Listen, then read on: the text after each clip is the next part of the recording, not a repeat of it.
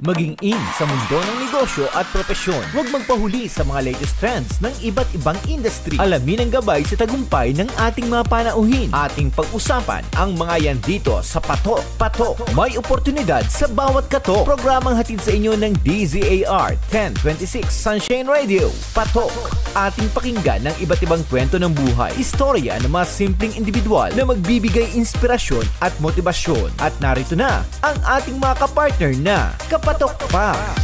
Kayo'y nakikinig sa Patok dito sa DZAR SMNI Radio.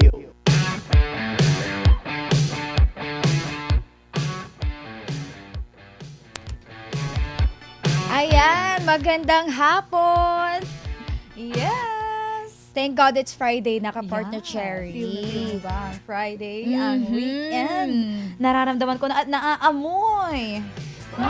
Pero yung outfit ko ngayon may ibang araw. Oo, magka-partner yung outfit natin ngayon. Ano to? Ala Wednesday. Ayan, Ano ito. to? Kakulay ito nung magiging panauhin natin. Mamaya lamang yun, mga ka-partner. Yes nga, sa flag nila, no? Ayan, naimbaga malem. Yes, isang maupay nga kulo. Yes, mayap agat pa na po. Buenas tardes, amigos, amigas. Sa lahat ng English-speaking dyan, good afternoon sa inyong lahat. Saan man kayong bahagi ng mundo, welcome namin kayo. Dito sa paboritong tambayan ng mga nagnenegosyo at kanilang mga kasosyo. Dito lang sa Patok, may oportunidad sa bawat katok. At kung nais niyo kaming katok, maaari po lamang tumawag sa 8836-3875 o kaya sa 8801-9836. Yes, pwede nyo rin kaming i-text sa 0927-540-2241. O di kaya comment kayo sa ating Facebook at YouTube live stream sa DZAR 10 to 16 at sa Patok sa DZAR. Parang Friday is bulul day tayo ngayon, ha? Ako po yung mga kasama, ka-partner Cristal. Yes, ako naman si ka-partner Cherry at syempre live na live din ho tayong napapakinggan at napapanood via GZAR Channel 9 nationwide. Kaya yes. mag-like, mag-comment at mag-share na ho kayo, mga ka-partners at kapatok. At syempre hindi namin kayo kakalimutang batiin ngayong hapon ng annyeonghaseyo dahil may kinalaman yan sa aming panauhin mamaya lamang sa ikalawang bahagi ng ating programa. Pero bago yan, syempre, i-anunsyo ko na ang pinaka-importanteng announcement ngayong araw na ito dahil tayo ay mag-i-splash weekend getaway sa Splash Island. Dito lamang yan sa comment mo, premyo mo, mga ka-partners at kapatok. Dahil gusto mo ba ng free Splash Island ticket? Syempre, gusto namin yan ni ka-partner Cristel. Kaya manood lang kayo dito sa Patok from Mondays to Fridays, 1 p.m. to 2 p.m. Mag-comment ho sa mga topic of the day at baka ikaw na ang isa sa mga 5 daily winners na makakakuha ng 2 Splash Island tickets. So, winners will be announced after the live, during the live program ho, mga ka-partners at kapatok. Kaya tutok lamang at sumali na dahil baka ikaw na ang susunod na mag-splash sa Splash Island. Tara na! Mag-splash. Ka-partner Cristel. Oh yes, eto nga ka-partner. Napaka-exciting kasi marami talaga makaka-relate ngayon sa tips natin. May pa-tips tayo this Friday edition. Ito. Kasi nga sa panahon ngayon, mga ka-partner, hindi lang basta kape ang binibenta. Experience, branding, at innovation na ang labanan. So if you think coffee business is just about espresso at latte, think again, mga ka-partner, because in 2026, mas mataas na ang level ng competition, mas conscious na ang customers, at mas creative na ang mga cafe concepts. Kaya sa segment na ito, pag-uusapan natin ang 20 coffee shop trends in 2026 mula sustainability, tech integration, hanggang sa community-driven concepts na talagang magpapalakas ng isang cafe business. So whether you are planning to open your own coffee shop, mga kapartner, or gusto mo lang i-level up ang existing business mo, stay tuned dahil siguradong may matututunan ka dito. Ayan. Eto nga, number 1, unang-una dyan, mga kapartner, ang sustainability is non-negotiable. So sa 2026, hindi na pwedeng add-on lang ang pagiging eco-friendly. So customers now are more aware about the climate change and sa ating waste problems. So this means dapat may compostable cups and paper packaging na tayo. May discount ka na kapag may sarili silang tumbler na binibit-bit sa inyong coffee shop or di kaya may proper waste segregation kayo inside the cafe. So kapag nakikita kasi ng customers na may advocacy ka, mas nagiging loyal sila kasi they feel they're supporting something meaningful. Kapartner Cherry? Yes, dumako naman tayo sa ikalawang tip natin for today. Ito ang transparent ethical sourcing. Yes. Dahil mas curious na nga no, mga kapartners at kapatok, ang mga buyers ngayon kung saan galing ang beans nila. Yes. Minsan no, tinatanong namin yan sa coffee shop kung sila ba ay tumutulong mismo directly from the farmers, ganyan. Dahil hindi na sapat ang Arabica lang ang label, mga kapartners. So, pwede nyo hong ma-indicate ang origin, kagaya na lang kung galing ito sa Benguet. Sa Brazil ba yan? Wow! O, diba? Diba? O, di International. kaya, i-share ninyo yung mga farmer stories on social media. Yes, because it will help inspire others to buy your products, no? Lalong-lalo na kung tayo ay nakakatulong sa ating mga kababayan, sa mga kapatid natin na magsasaka. And then, highlight direct trade partnerships. Ayan. And then, this builds trust and allows you to price your coffee higher. Dahil may story nga naman at quality assurance. Yes, hindi lang yung kape yung binibili mo, hindi lang yung mga empleyado yung natutulungan mo dahil nabibigyan sila ng sahod galing doon sa kinita, doon sa coffee products, kundi nakakatulong din tayo sa mga kapatid nga natin na magsasaka, ayan, sa kani-kanilang mga pangailangan sa buhay. Yes. Eto naman, sunod tayo, number 3. Iced coffee or di kaya cold coffee is dominating year-round. So, yung iced coffee, mahilig ka ba sa iced coffee, Kapartner Cherry? Or hot ka talaga? Hindi ako mahilig sa kape kasi nagpapalpitate ako. Okay. But I discovered like a rice coffee. You know, Yes. it's called Mais in- na coffee. Yeah, There are Bisaya. alternatives. Totoo, ang sarap niya. Wow. As in, Ayan. yeah. So, dito tayo sa cold coffee, Kapartner Yes. Cherry. It is dominating year-round. So, cold coffee or iced coffee is no longer seasonal. Totoo yan. Kaya kahit tag-ulan, may bibili na ang iced latte. O, totoo yan. Kahit nga tag-ulan, may kumakain ng ice cream. So, cold brew and nitro coffee are especially popular because mas smooth ang taste nila, less acidic at mas premium ang dating. So, having a strong iced drink line up in your coffee shop, it increases your average daily sales. Ayan. Kapartner Cherry. Yes, at syempre, ang ating number 4 tip, functional coffee. Coffee with benefits. Yes, so coffee is becoming part of our wellness routines. Ayan, so trending dito yung mga add-ons, no? Kasi syempre, 'di ba, madalas sa atin is ang unang hinahanap pagkagising pa lamang sa umaga ay kape. Dahil pag walang kape, parang hindi kompleto yung araw mo. Sabi nga nila, 'di ba? But for me, it's hot chocolate. So, mayroon siyang mga additional na collagen, yes, mga pampaganda, and then protein, ayan, mga adaptogens and vitamins, 'di ba? So, customers are willing to pay extra if they feel my health benefit ang iniinom nila or yung mga organic, ayan, na mga coffee. Diba, ka-partner Cristel? Yes. Alright.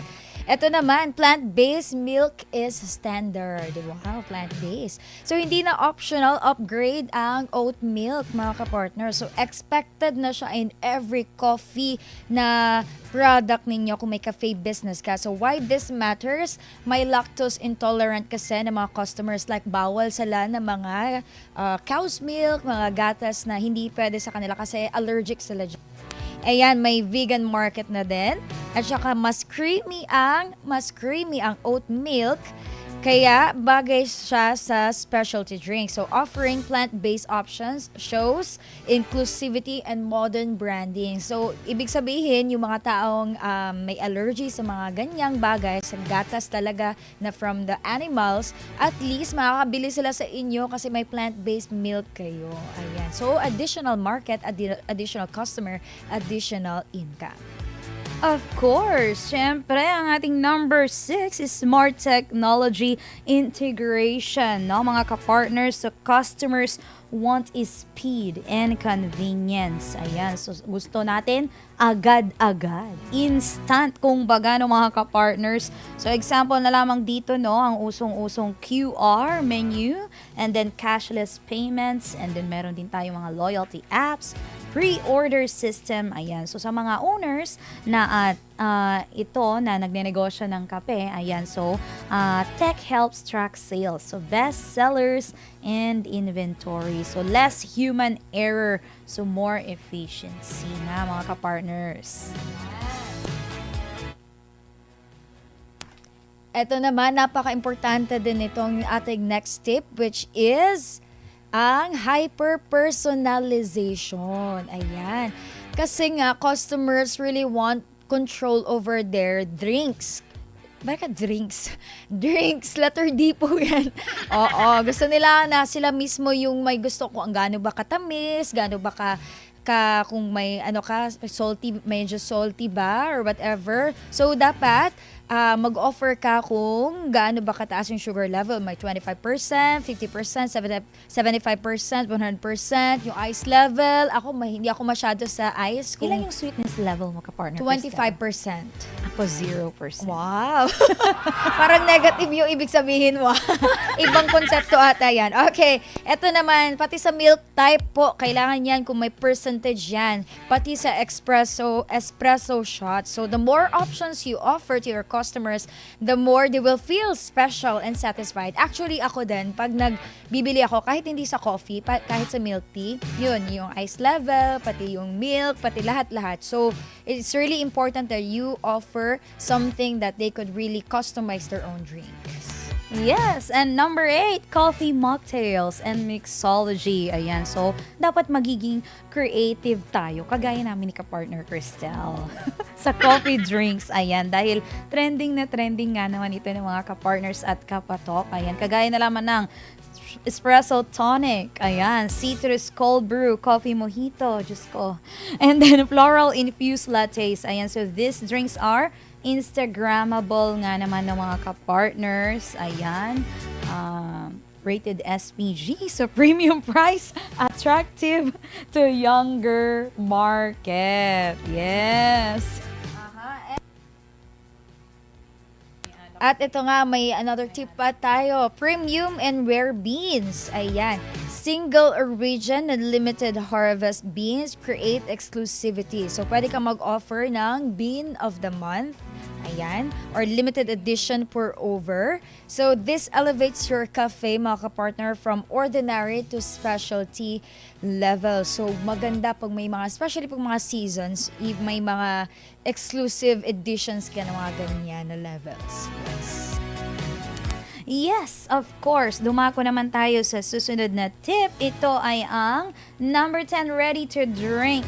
Ayan, RTD bottled coffee. Ayan, so extra income stream ito dahil pwede kang magbenta ng bottled iced coffee for offices. Ayan, so very convenient. Ayan, then offer party packages. Pwede mo rin itong isupply sa mga small stores to mga partners. Ang ready to drink na coffee, ayan, will helps your brand go beyond your physical cafe. Ayan, yes. Marami nang gumagawa ng mga collaboration kagaya nito, no? Kagaya na lamang ng mga sikat na coffee shop is nakikipag-partnership sila ngayon sa mga sikat din na convenience store, no? Kasi halimbawa na lamang gusto ko kasing uminom ng ganito, ganyan. Kaso napakalayo pero merong malapit ka na convenience store, matatagpuan mo na sila doon. Yes. Very nice market din yan. Very nice style. Ayan. At another tip naman tayo. Ito yung subscription-based model. So, meaning yan, para kang yung sa red button natin, red app, yung magsa-subscribe ka. So, kasi yung monthly planning or monthly coffee plans are now rising. So, parang may offer ka na price. Like for example, for 999 pesos per month, may libre ka or you can avail 1 brewed coffee daily plus may monthly bean supply ka pa. Diba? Ganyan siya ng mga kind of market or offers. So this will give you, with this kind of offers sa customers mo, this will give you predictable recurring revenue. So alam mo kano yung papasok talaga na income. Focus menus attract wider audiences. Eto naman, importante din ito, local collaborations. Ayan. So, pwede kang makipag-partner, mga ka-partner. Doon sa mga local bakers o di kaya mga artists, clothing brands, mga motorcycle clubs. Kasi with your collabs, as your collabs expand your network, it brings new customers. So, wag ka mag-isip na parang, ayoko talaga, gusto ko lang unique yung cafe.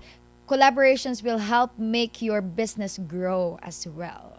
Yes, of course. Dahil iba rin yung market nila, iba rin yung engagements nila, no? So, pagka nakipag-collab ka sa kanila, ayan, di ba sabi nga nila, hindi lang tayo nag-iipon sa isang basket.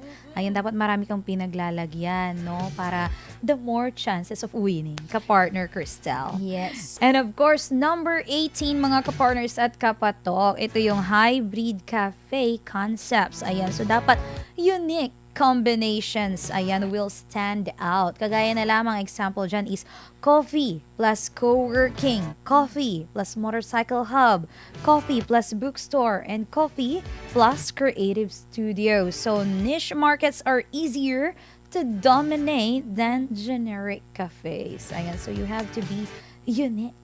Yes. Very nice din yan. Kasi even nga sa work, if your office has offer, alam mo, pumunta kasi ako din sa isang office, isang company, na yung office nila may sariling sleeping area for their employees. Mga nap room.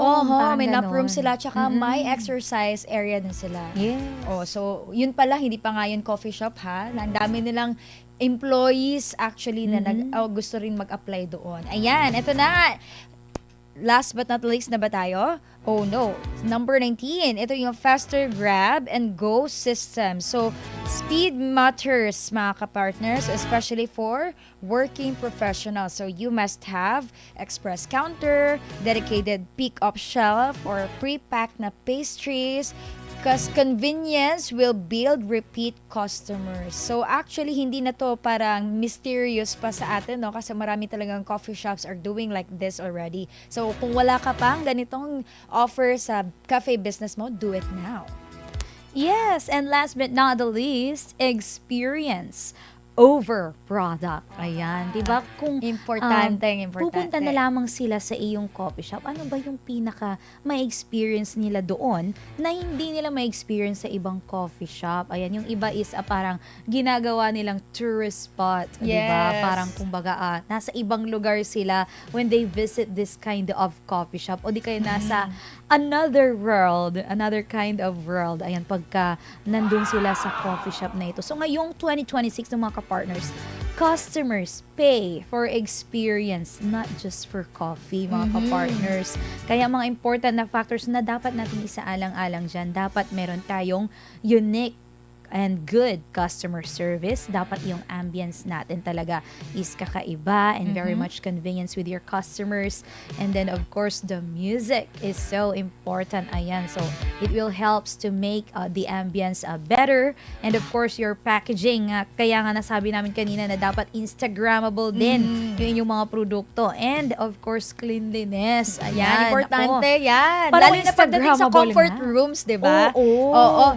Very off ako pag yung coffee shop, ang ganda-ganda, pero when it comes to the Yes. comfort room, ang baho-baho, hindi malinis. Nako, X na X yan, hindi ka babalikan ng customers mo yan. Unless na Yeah. lang, magbabago ka talaga. Nako, turn off factors Aha. yan, mga ka-partners at kapatok. Kaya dapat maging manatili tayong malinis. Dahil kung ang experience nila is memorable ng mga ka-partners, babalik sila kahit may mas murang competitor. Ayan, so Yes. that will be your core competency. Ayan na nga. So, mga kapartner, malinaw na malinaw sa 2026, hindi sapat ang masarap na kape lang. Kailangan talaga may kwento, may experience, may innovation, at may malinaw na brand identity. So, ang coffee shop ngayon ay hindi na lang tindahan. Isa na itong community hub, creative space, at lifestyle destination. Kaya kung ikaw ay isang aspiring coffee entrepreneur, tandaan mo, mag-adapt, mag-innovate, at laging makinig sa pagbabago ng market. Dahil sa tamang strategy at tamang vision, ang simpleng tasa ng kape pwedeng maging simula ng isang matagumpay na negosyo. So hanggang sa susunod nating segment, mga kapartner, keep brewing, keep dreaming, at keep growing. Magbabalik po ang programang Patok, may oportunidad sa bawat katok. Huwag bibitiw, magbabalik ang patok sa DZAR 1026 SMNI Radio. Kayo'y nakikinig sa DZAR 1026 SMNI Radio Mega Manila. Kapartner mo sa balita at serbisyo.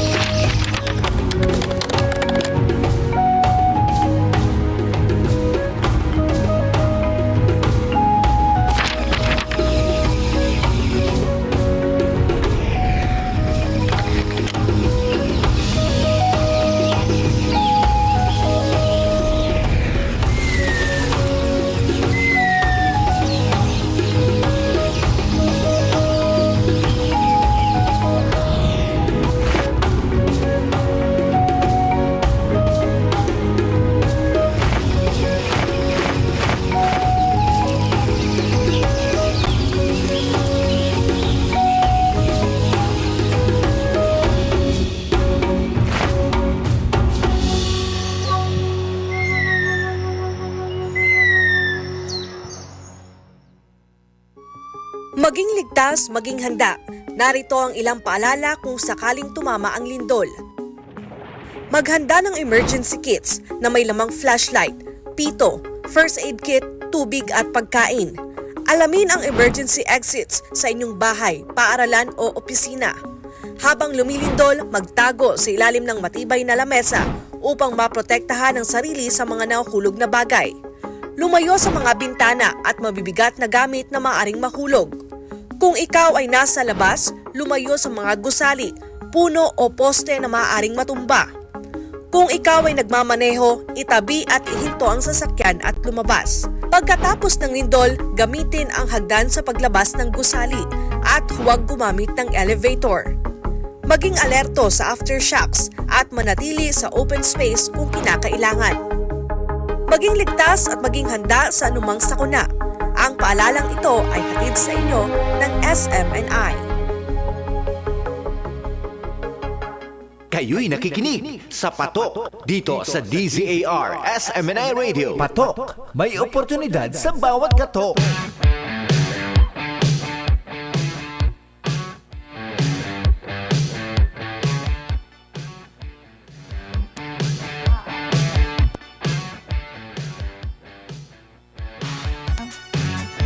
At yan na nga mga kapartners, magandang hapon ulit. Nagbabalik ang programang Patok, may oportunidad sa bawat katok. At kami pa rin ang inyong makakasama, kapartner Cristel. Yes, ako naman si kapartner Cherry. At syempre, live na live pa rin tayong napapakinggan via G sa Channel 9 Nationwide at maging sa Facebook at YouTube live stream. Kaya mag-like, mag-comment at mag-share na ho kayo mga kapartners at kapatok. At ito na nga, syempre, no, hindi natin kakalimutan ang pinaka-importanteng anunsyo natin. Ayan, ngayong hapon na ito. Tara na ho sa Splash Island Water Park dahil Pagod na ba kayo sa init? Gusto niyo ba ng instant summer vibes kahit anong araw ng linggo? Ang ultimate water playground sa Laguna ay naghihintay sa inyo. Ito ang Splash Island. Kaya Yes. perfect ito para sa barkada, pamilya, team building at kahit corporate outings. Mga ka-partners at kapatok mula giant inflatables, thrilling slides hanggang relaxing wave pool. Siguradong sulit ang saya at memories. Kaya ano pang hinihintay nyo mga ka-partners at kapatok? Punta na sa Splash Island. Tara na ka-partner Cristel at ating sulitin ang ating weekend getaway sa Splash Yes. Island. I've been to Splash like 2 times already. And ang dami talaga adventures doon. Not just the Yes. pools, but it has zip lines as well. Kung hindi ko natapos ang pool kahit ilang beses na nagpunta doon. Kasi nga ang laki-laki, ang dami-daming klase ng pools. Kaya mga partner, mag-comment kayo ha. We will have 5 daily winners and we will give you 2 free Splash Island tickets. Ayan. And of course, let's proceed to our second half. We have a very special guest ngayon kasi of course maraming Filipinos ang mahilig sa ganitong sign. Annyeonghaseyo. Annyeonghaseyo. Anong sayo, ka-partner Cristel? Ayan. So our guest is parang may guest na rin kayo. Eto na nga, mga kanegosyo, mga ka-partner, mga kapatok. Today's episode is very special. Imagine this. During the pandemic, while the world was in lockdown, one man lost his dog and found his destiny. Wow, ha? Nawala yung aso niya, pero nahanap niya yung destiny niya. So from 1 hectare abandoned coffee plantation to building a full seed-to-cup coffee experience, he has farm, processing, cafe, workshops. This is not just negosyo or business. This is vision, grit, and passion. Wow. Ayan. Let's welcome the owner of Wheat Enjoy Coffee, a PhD holder, a licensed CQI Robusta Q grader, a coffee educator, Mr. Ku Chul Jung or Casey Jung. Thank you for having me here today. Yes. Thank you. It's our pleasure. Welcome to Patok sa DZAR. Okay, here in Manila, you have all the opportunity. We're giving you the floor to say hi to everybody. Do shout outs to all your fans and, of course, to all your loyal customers. You have the time. Thank you. Would like to take this opportunity to thank you for everybody and my friends, family, and the supporters. Thank you. All right. Do they know that you're here? Some of them do, some of them don't. All right. Hope they are watching and listening, sharing this video. Hope All so. right. So our English right now will be tested, partners. I hope we will not have brain damage. Yes, I only had a 1 cup of coffee. All right. Ayan, Pakita English. natin na makain natin tong 11 mga kapartner. All right. Yeah. So actually, kapartner Casey, we call each other kapartner. Yeah. Your business story is very unique actually. So but before digging about your business, who is Casey before Wheat Enjoy Coffee? What is your life? What was your life was like? Before coffee, I was just a normal. Before coffee, I was not here in the Philippines. I lived in New Zealand, working just 9 to 5 job as an analyst. And then I met my wife, and then we decided to venture into the Philippines after her PhD, and my PhD, of course. And then we came to the Philippines. We got married, and then we decided to have a life and life as a couple and life as an educator also. So that's why we ventured in the Philippines, because we love the seas and we love the adventure in the Philippines, because they have 7,000 different islands, right? Yeah. Yeah, we've got a lot of beautiful beaches here Yeah. in the country. So that was the plan before Yeah. coffee. So Casey, coming from, you've mentioned earlier that you came from a PhD background in comparative politics and applied statistics. Yes. So how did that academic discipline shape the way you run your coffee farm and cafe? Mostly, people might laugh, but doing a PhD will train you to be very persevere. I mean, you have to sit down for a longest period of time, and you have to just endure the process of doing the same thing over and over again for years. That actually quite prepared me really well mentally to go through the hardship and just endure years.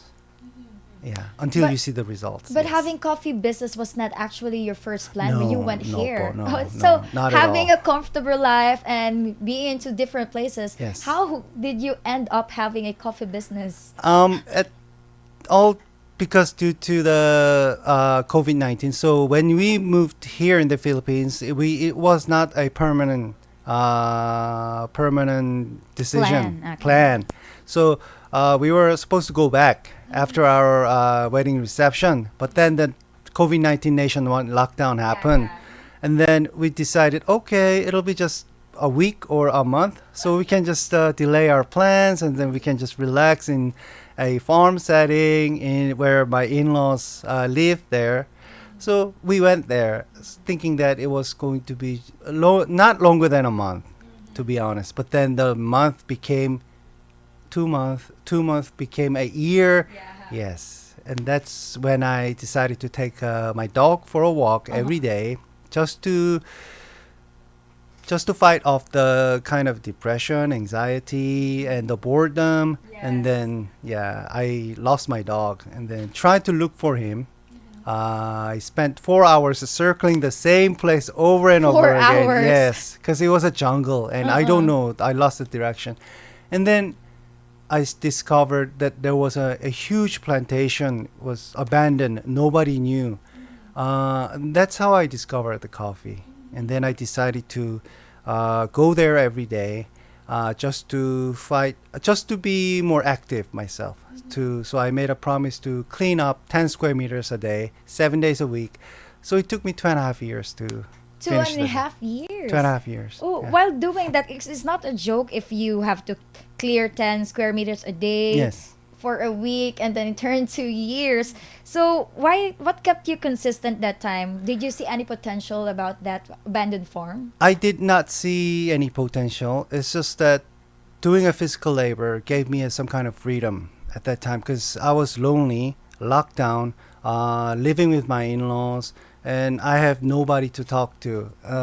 Nothing can relate. I cannot speak Tagalog as well. I only speak English, and I cannot really have a conversation with the locals. Only my wife was there. So just to beat that and have some momentum for myself, that's how I started it. And then gradually the discipline became a passion.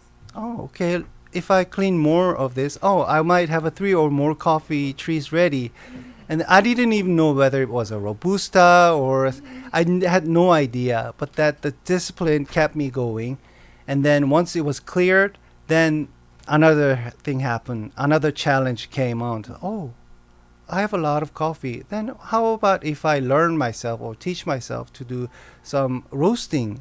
But before roasting, so it's an ongoing process of learning and self-learning, reading, keep me going. Yes. So how did it become like a full-fledged business? How did it happen? It actually happened after we won the first CCQC, which is short for the Calabarzon Coffee Quality Competition, held in Kapsu. Cavite State University NCR DEC hosted it. We won. So 4 regions, I think. It consists of Cavite, Laguna, Quezon Province, and Batangas. So we became the first winner of the Robusta quality category and the Liberica coffee. So that's how I began. Okay, Yeah. Kaporter Sherry? Yes, but were you able to find your dog? Yes, it actually came back by himself. So it was home by the time I got there. So it's like God's orchestration really for you to find that abandoned I think farm. so, yes. Yes. Yes, thank you to the dog. What's the name of your dog? Snoopy. Snoopy. Snoopy. Thank you, Snoopy, if you're watching. So, in this year, 2026, we've all know that coffee industry is very much competitive nowadays. So, Yes, we've heard that you've got like a licensed CQI Robusta Q grader. So what makes Uit Enjoy Coffee different from other specialty cafes?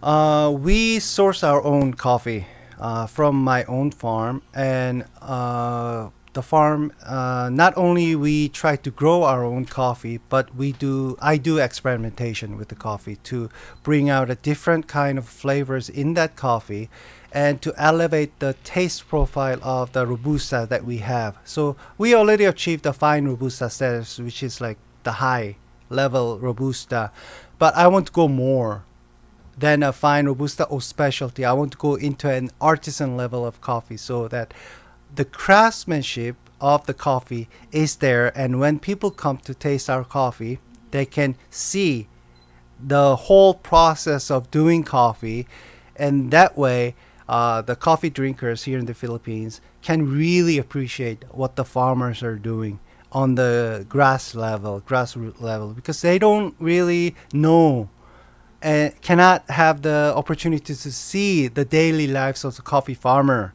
They just appreciate the coffee, but then they don't know how hard it is and what kind of process that goes into a coffee. So I wanted to highlight that, and I want to give my customers the more experience with the coffee. Like, it's not just a cup of coffee, but it's the cup of coffee that you're sharing also, but you also have to experience the process that goes into having your cup of coffee. Yeah.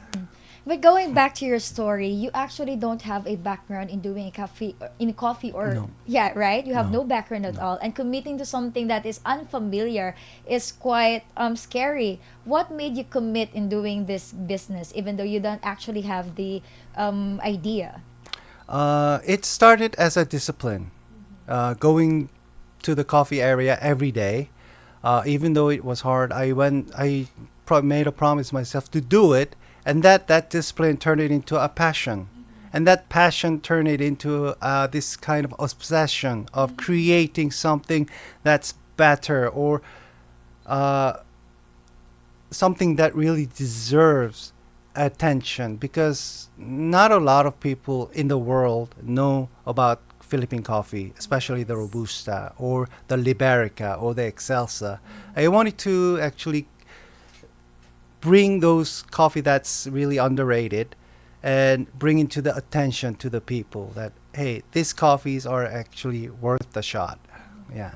Napakagandang pakinggan ng mga ka-partners. Ang dami naming natutunan agad ni ka-partner Cristel, kasi nagsimula lamang daw siya sa promise, then naging disiplina. Ayan, and then hanggang sa naging obsession, 'di ba mga ka-partners? So ayun, no. So I'm interpreting also Yes, to the to our audience, because we're two languages speaking country, but then we need to emphasize everything. Yeah. So we're just curious, me and Cristel, like, how do you balance being like a farmer, an educator, and a businessman, and a community leader? That is so hard. How do you balance your time? Do you still have your me time? Not so much, and that's something that you have to give up if you want to become an entrepreneur, or if you want to become, I don't know, good at what you do. You have to be obsessed, and you just simply don't have a life.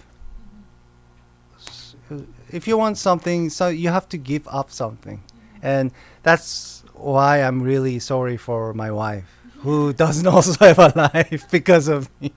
All right. But going back to your business, Yes. what did you actually do to make it grow? Because your background itself, you're not in line to business. What did you do?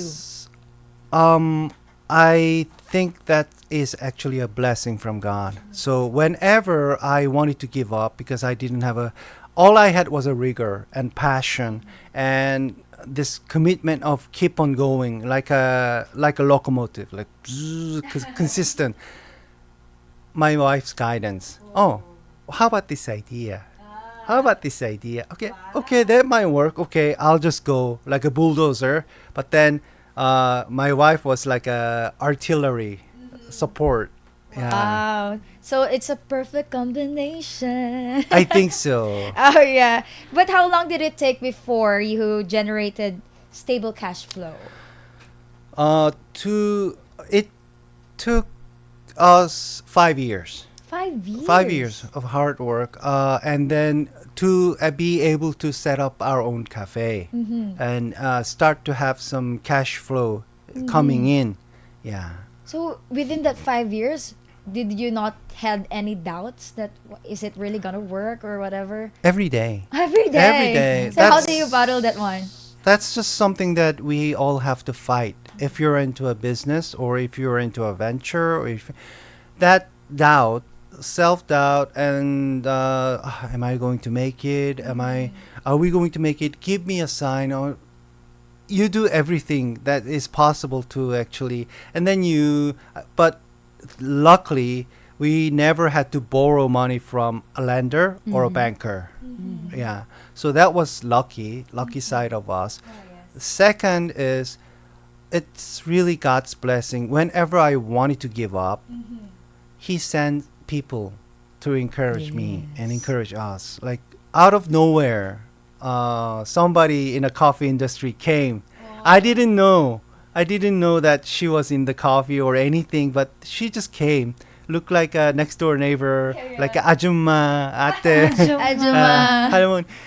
But she was so nice and calm. But then later I knew that she holds a big name in the coffee industry, who just happened to visit us and then encouraged me like, oh, I think your coffee is okay. Keep on going. Yeah. And then that relationship and network led to another and then another. Oh, if you do this study, it will be better.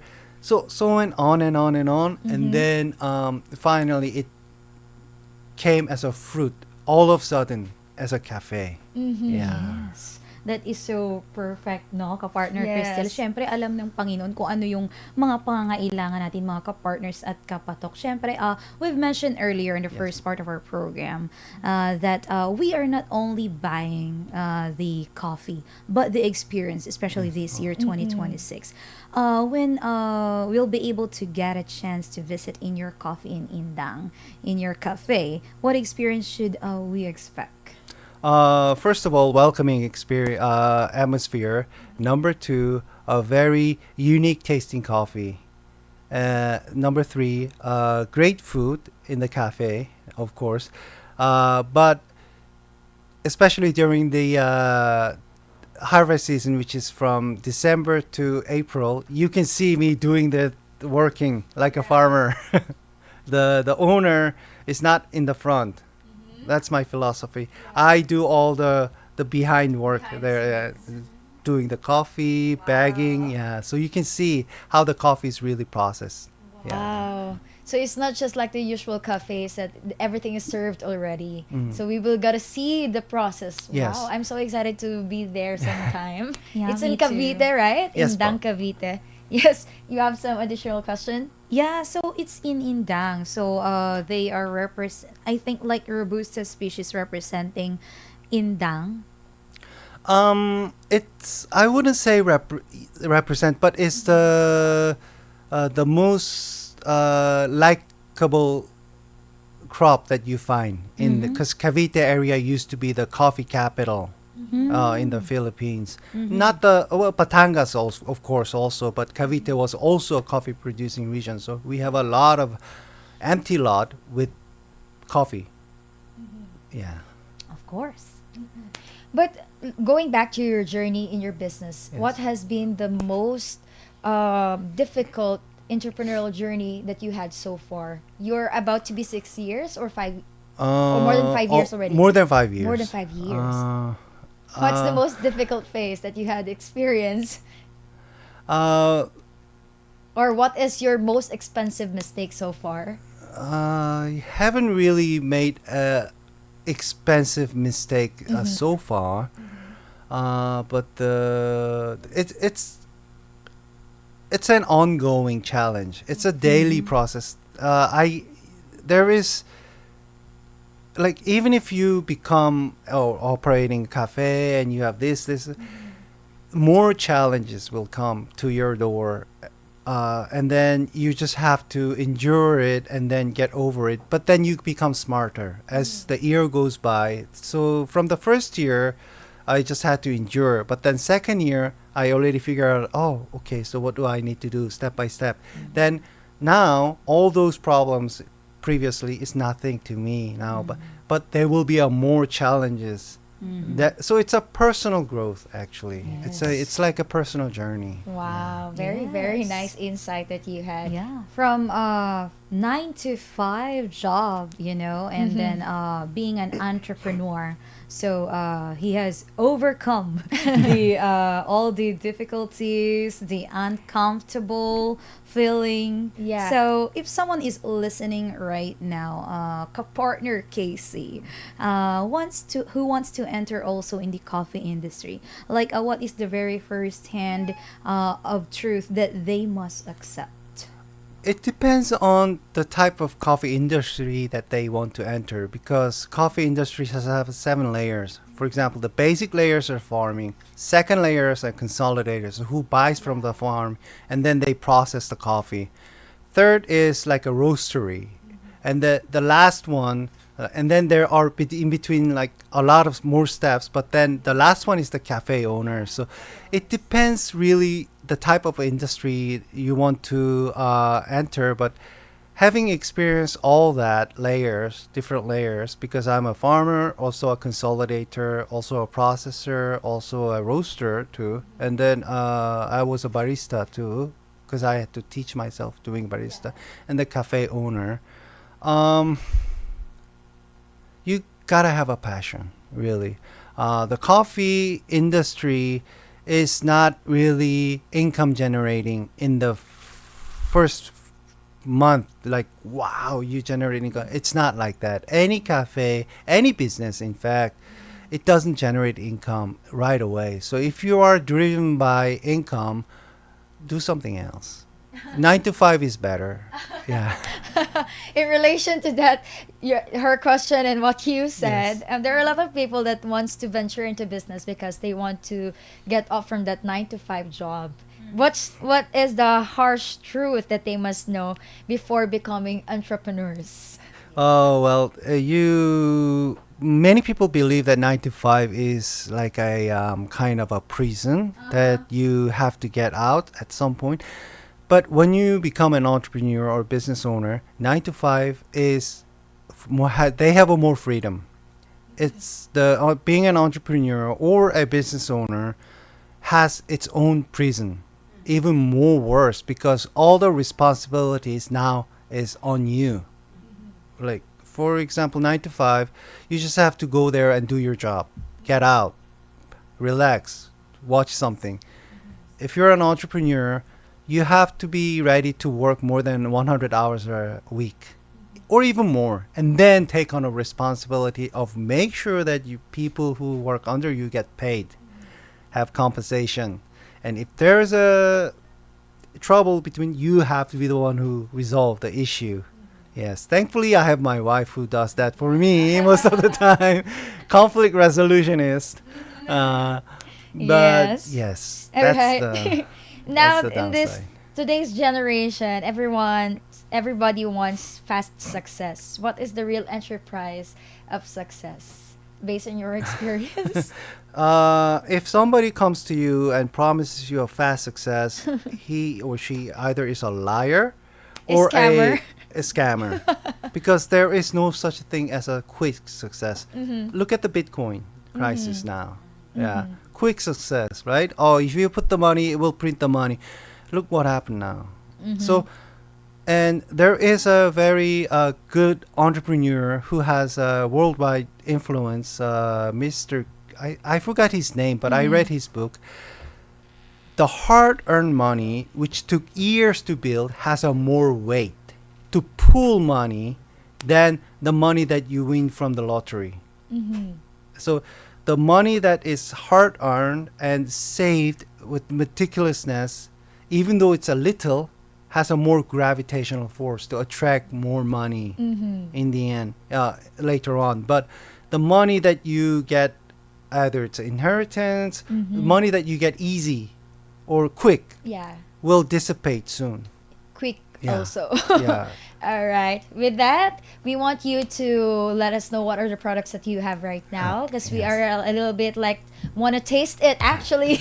Want to blend it right now. So, our we have a joyful blend, which is named after me. Joyful is a combination of Arabica and Robusta. So Robusta comes from our farm, and we have. It's a kind of a project-based blend where we get some part from Arabica from Benguet sometimes, and then we try Mount Apo South, so Wow. that the coffee from the Philippines, the Robusta, meets the Arabica from other Yeah. regions, and then let's try how it really tastes. How does it really change from being a Mount Apo Arabica combined with the Robusta or a Benguet or somewhere else? So it's an ongoing project. That's why it's called Joyful Joyful Blend. blend. So it's a Yeah. doing of coffee, also joy. So like Uh-huh. experimentation is All there. right. Yes, and This after is- drinking yes, that, we will po. become joyful. Yes, and this is a witty blend named after my wife, who is a smart and Witty. wittiful. It's a blend from our Robusta and our Liberica and Excelsa. So it's a blend between. It's 100% our produced coffee. So it's more on the flavor profile is more consistent. So it has a hazelnut, floral, orange, berries, and banana Wow. flavor. Yeah. From the Then- name itself, it seems like it's already tasteful. Yes. And we do also have a coffee drip bags. If we have a good source of Arabica and Robusta, we do have a drip bags for you. We do carry sometimes, if I have a time, I make flavored coffee. So we carry caramel, hazelnut, macadamia, mocha, but it really depends on what I want to do. I want to experiment vanilla. Then there's a vanilla there. So it's not really consistent product, but it really is an experimental. Everything, the coffee industry the coffee venture that we have is an experimental also. So, and also we have a drip coffee, but hazelnut is our best seller. How about this in the box? The Simbang Cafe is In the mic, please. sorry. It's okay. Sorry.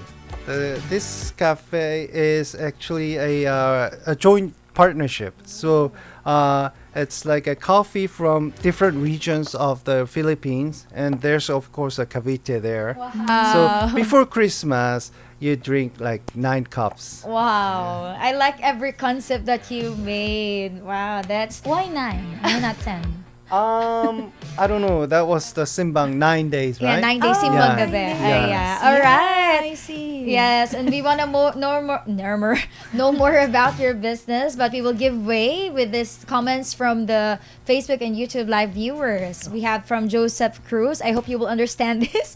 Sir Casey, how do you maintain your motivation during the 2.5? He already answered that one. So from Angela Santos, wow, your story is so inspiring, Sir Casey. From losing your dog to discovering a coffee plantation, it really feels like destiny. It's especially motivating for those who want to start something even without a background. Yes. From Patricia Lopez, Cabernet Cherry. Yes, the seed to cup experience concept is wonderful. I hope more cafes offer this kind of education to their customers. And of course, from Michael Tan, as a coffee lover, I really appreciate that you offer workshops on coffee, sensory, and brewing. It's not just a business, there's advocacy behind it. And Yes. Keith Morales, your journey is truly courageous. Clearing land alone for 2 to 5 years. Your discipline and consistency are really on another level. Actually, I have a lot of questions, but our time is already running out. yeah. All right, so kindly plug where can everybody contact you? So they could experience your products as well. Our cafe is in Indang, Cavite, along the Indang Mendes Road. It's the exact address is 006 San Gregorio Extension, Barangay Bunacerca, Indang, Cavite.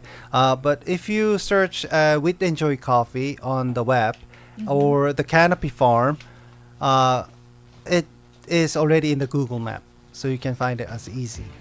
Yes, so you just Google it, Kapartners and Kapatok. But before we say goodbye and thank you to Kapartner Casey, here are the winners for today's Splash Island 2 tickets getaway. Ayan, 2 weekend getaway. Si Joseph Cruz, Beatriz Gomez, ayan si Marky De La Peña, Christine Navarro, si Luis Hernandez, at si Hannah Lim. Congratulations! Mga Kapartners at Kapatok. Yes, kindly message our page lang where will you get our 2 free Splash Island tickets. At ayan nga mga kapartner, nakasama natin ang owner ng Wheat Enjoy Coffee, kapartner Kuchul or Casey Jung. Yes, kamsahamnida for sharing your inspiring Kamsahamnida. story. Alright, thank you so much. Thank you so much. Your business story is very unique and it's really inspiring of how you developed it and now growing more. Alright? So mga kapartner, kung meron ka nga kuwento na alam mong papatok at tatatak sa isipan ng bawat Pilipino, Abay, wag mong itago, kundi dapat ito'y iyong ibahagi at ipatok na yan. At bago tayo magpaalam, laging tandaan ang sinasabi sa Proverbs 10:4. A lazy person will end up poor, but a hard worker will become rich. Nagpapahirap ang katamaran, ngunit ang kasipagan ay nagpapayaman. Ako po si Kapartner Cristel. Yes, muli ako po si Kapartner Cherry. Magsalo-salo ho ulit tayo sa araw ng Lunes. Yes! Sa kaparehong oras at timpilan dito lang sa Patok, may oportunidad sa bawat katok. Inyong napakinggan ang iba't ibang kwento at kalaman dito sa programang Patok. Hanggang sa muli, magsama-sama ulit tayo tuwing Lunes hanggang Biyernes, 1:00 hanggang 2:00 ng hapon. Dito lamang sa DZAR 1026 Sunshine Radio Manila.